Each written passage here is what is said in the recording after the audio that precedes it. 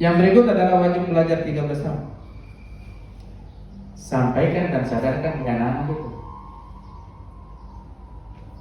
bahwa sekarang, kalau dulu wajar 9 tahun, Anda sudah di SMP, mau lanjut atau tidak, urusan Anda sudah termasuk sukses di wajar 9 tahun. Tapi ini anak wajib melanjut sampai ke SMA maupun SMK. Itu sampaikan supaya mereka semangat. Ini yang kelas 9 misalnya begal-begal apa semua, Anda harus melanjut. Kalau mau melanjut harus perbaiki perilaku, harus banyak belajar. Kenapa harus belajar? Tahun depan ada ujian nasional. Tahun depan ya? Itu sudah mulai ada ujian nasional. Nanti sebentar. Ujian nasional itu ada, tetapi tidak untuk menentukan kelulusan Anda, gitu ya. Itu setelah dipelajari, setelah saya pelajari di naskah akademiknya seperti itu. Ini Bapak Ibu. Yang berikut adalah Bapak Ibu, peningkatan kualifikasi kompetensi kesejahteraan guru. Nah ini terakhir itu yang menjadi perhatian teman-teman sekarang. Kapan ini naik gaji? Kapan THR? Gitu. Oh ya, tunggu saja. Yang perlu diperhatikan Bapak Ibu, kerja karena tugas dan tanggung jawab. Jangan kerja karena kepala sekolah. Kerja karena kepala sekolah itu, kalau ada kepala sekolah, ngajarnya bagus. Tidak ada kepala sekolah, gugur kewajiban. Asal kerja. Ya, yang penting semua di kelas gitu. Bahkan menjadikan siswa jadi guru. Nah, bacanya. Nah, ini ya kan, supaya tidak ketinggalan, baca sambil juga kamu bertulis kalian. Begitu kan? Nah, itu. Tidak ada di sini, Pak. Nah, tidak ada di sini. Dia kan harus berdoa, mudah-mudahan tidak ada. Gitu. Tapi itu harus ada kesepakatan guru dan kepala sekolah bahwa SMP 10 Balai ini tidak merekomendasi pembelajaran dengan metode ceramah.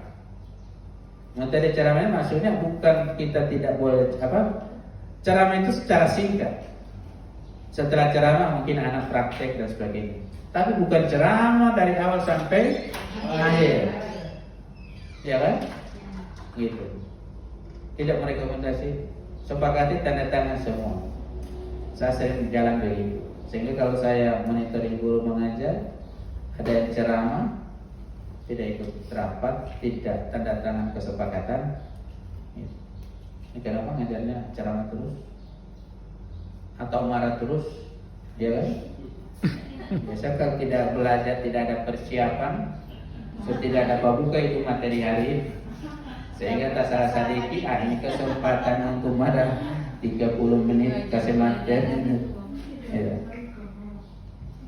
Jadi itu. Tapi kalau orang belajar menguasai materi, sedikit pun dia tidak ada cerita. Itu paling sulitnya orang yang menguasai materi. Ya kan?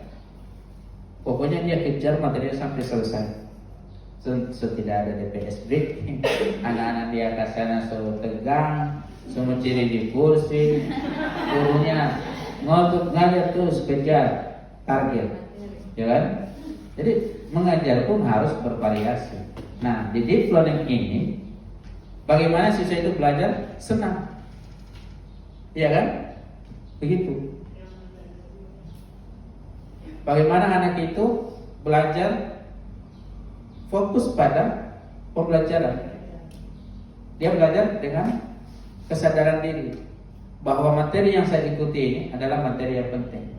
Kalau saya tidak perhatikan, nanti saya akan gagal di topik ini. Gitu ya? Kesadaran diri. Kemudian pembelajaran itu harus bermakna. Iya kan? Bagaimana bermakna? Anak itu, pembelajaran itu bermakna jika apa yang dipelajari oleh anak itu dia sendiri merasakan seakan-akan ini pernah saya alami. Bagaimana itu mengantar? Makanya itu harus kontekstual. Kontekstual itu mengajar gajah bukan nanti bawa gajah ke dalam kelas. Apa pengganti gajah? Supaya anak-anak itu paham. Ya, mungkin harus menggunakan gambar, ya kan? Bagaimana gambar yang dibuat oleh guru persis anjing? Ya boleh. Anak-anak baku dapayaan gajah. Jadi harus digambar sesuai gajah. Kita kadang masalah. Akhirnya dia bilang, ini anjing atau gajah? Iya. Nah, itu yang seperti itu.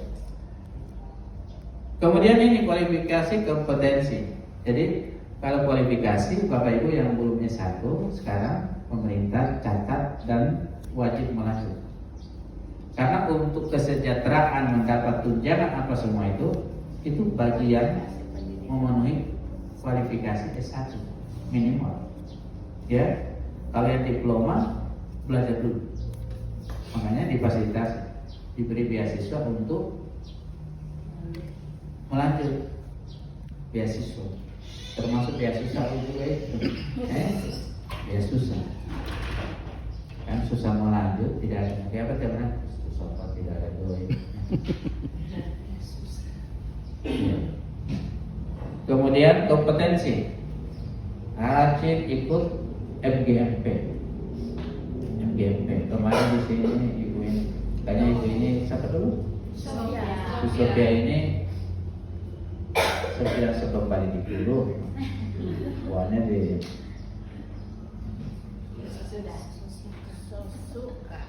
Ya berikut ini Bapak Ibu, penguatan pendidikan unggul literasi numerasi ini masih ada semua.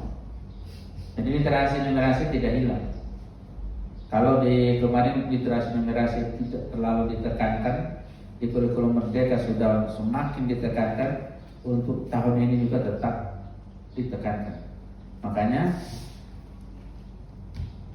apakah masih ada ANBK Pak? Mau ada ANBK atau apa? Pembelajaran harus mengandung literasi numerasi. Karena itu Indonesia masih di bawah. Tadi sudah diperlihatkan. Ya, gitu. Saya tidak baca semua karena ini kebijakan. Pemenuhan dan perbaikan sarana prasarana. Nah ini Bapak Ibu. Sarana prasarana. Di sini saya lihat sudah butuh intervensi dari pemerintah untuk memperbaiki sekolah ini. Lantainya rusak, dindingnya rusak. Gitu. Nah, saat ini saya meninjau gudang. Gudang itu tempat apa Bapak Ibu? Ya. Selalu kalau saya ikut misalnya, apa kemarin lomba kebersihan ya? Itu. Tanya mana gudang? Apakah di gudang itu ada lemari? Ya kan? Kalau lemari rusak Pak. Jadi gudang itu bukan tempat untuk barang-barang bekas semua. Tapi ada yang baik, ada yang ini, yang rusak. Bahkan kalau gudang toko, semua barang baru sih. Ya kan? Ini maksud saya sebut itu karena pemikiran kita itu kalau namanya gudang, semua yang rusak di sana. Yang disimpan di gudang pun yang masih boleh dipakai. Barang-barang ini siapa tahu kalau ada doi boleh kasih baik, simpan di gudang. Yang rusak-rusak begitu. Yang baik di mana? Makanya tadi saya lihat ini drum band apa semua itu sendirikan. Itu kan boleh dipakai, masih dipakai kan? Maka dia tersendiri. Jadi mana barang yang masih dipakai, mana barang yang sudah rusak. Ya kan? Itu aset. Supaya waktu kita menghapus barang, ambil gambar itu. Mana yang mau dihapus. Ya kan? Penghapusan barang itu hapus di sini supaya hapus kasaran saja itu.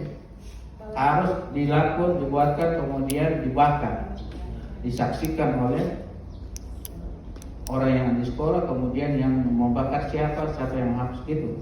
Ya, saya pernah di waktu pas kelas SMP begitu, di kota di mana-mana itu penghapusan barang seperti itu. Nah di sana seperti itu, jangan sampai kalau tidak dipisahkan mana barang yang masih bagus dengan barang yang rusak. ketika dihapus, ya dia waktu dibakar, ya dia ada bakar yang bagus-bagus itu. Itu, karena harus disuntikan. Itu Bapak Ibu. Nah itu SMP 1 itu satu tenaga saya dengar kemarin dari PLT Kadis itu akan dapat bantuan 3,8 pada salah untuk rehab perbaikan itu. Luar biasa Bapak Ibu. Kalau di sini berapa miliar? Makanya ada proyek diperbaiki. Mana yang rusak berat itu laporkan, tidak pergi, bukan dilapor-lapor ke dinas Pak. Sampai sekolah itu sementara lupa.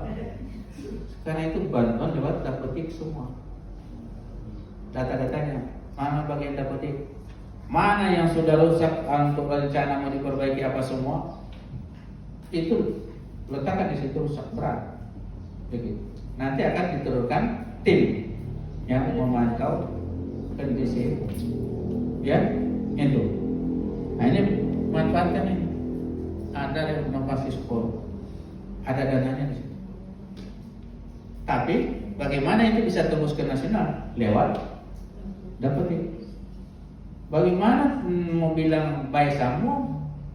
Kapan ada? Kapan mendapat bantuan? Ya kan? Gitu. Saya waktu di SMP 2 Telaga juga begitu. Mana ini? Saya mau lapor rusak sama taruh rusak itu semua. Itu hanya dalam waktu 1 bulan, soalnya itu Pak kita tinjau ruangan yang rusak itu, tidak. Tapi tidak boleh, karena ada beberapa yang ditinjau, saya tidak terpilih di situ. Alasan tidak dapat masih boleh nih Pak, masih boleh. Mau tampil ke sana baru saya bilang tampil di mana? Kan bos tidak bisa. Nah ini Bapak Ibu maksudnya. Jadi itu bagian yang Bapak Ibu harus saya sampaikan.